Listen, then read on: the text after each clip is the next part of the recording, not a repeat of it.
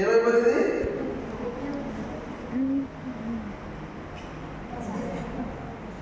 దేవుడికి దూరం అయ్యి లోకంలో పడిపోయి పాపం చేస్తే ఎలా ఉంటుంది జీవితం?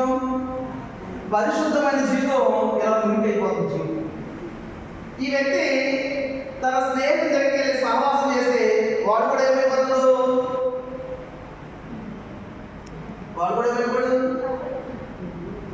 వీడు లోకంలోకి వెళ్ళి లోకంలో పాపం చేసి లోకంలో సహవాసం చేసి మళ్ళా వాళ్ళ ఫ్రెండ్స్ దగ్గరికి వెళ్ళి వాళ్ళ ఫ్రెండ్స్తో కలిసి వాళ్ళ ఫ్రెండ్స్ కూడా ఏమైపోయారు?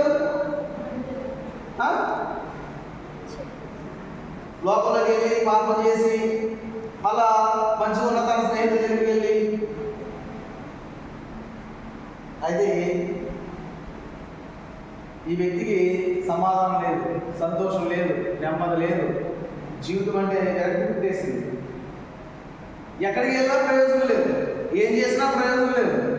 జీవితం అంటే అసహ్యం పుట్టేసింది. ఎందుకని? పాపం చేశాడు, ఇష్టానుసారంగా బ్రతుకుతాడు, ఇష్టానుసారంగా తిరిగాడు, జీవితం అంతా కూడా ఒప్పు చేసుకున్నాడు. వీడని మనశ్శాంతి ఉందా?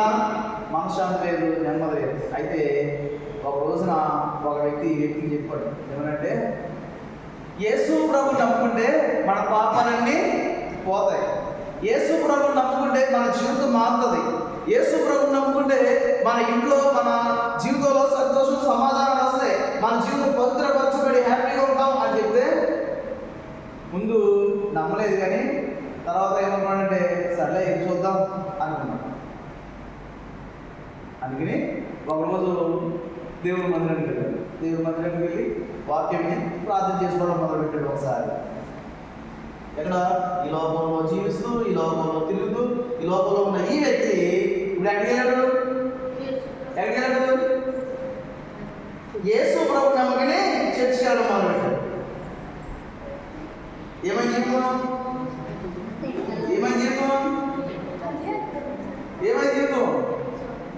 ఒక రోజు అయిపోతే ఒక మారిపోయిన జీవితం. మళ్ళా అప్పుడప్పుడు లోకంలో కూడా వెళ్తా ఉన్నాడు, అప్పుడప్పుడు చర్చి కూడా వెళ్తా ఉన్నాడు, లోకంలోకి వెళ్ళి మురికట్టించుకున్నాడు, లోకంలోకి వెళ్ళి పాపం చేస్తా ఉన్నాడు, చర్చికి వచ్చి కడుగుతా ఉన్నాడు. తర్వాత బైబిల్ బాగా అర్థం చేసి ప్రార్థన చేసి, ఇలా పాపం చేయను, దేవుని కొరకు పరిశుద్ధంగా జీవిస్తాను, దేవుడు నాకు కావాలని తన పూర్తి జీవితాన్ని దేవుడు సమర్పణ చేసుకున్నాడు. ఎవరు సమర్పణ చేస్తున్నాడు? ఇప్పుడు ఏమైపోయింది జీవితం?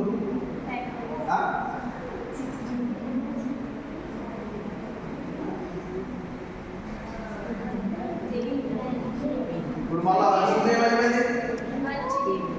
మన పాప జీవితం, శాపగ్రస్తమైన జీవితం, ఎందుకు పనికిరాని జీవితం, ఈ లోకంలో అసహ్యపట్టి ఎందుకు జీవిస్తారైనా చచ్చిపోవాలి అనుకున్న జీవితం కూడా యేసు ప్రభు దగ్గరికి వస్తే దేవుడు నమ్ముకుంటే ఏమవుతుంది? మళ్ళా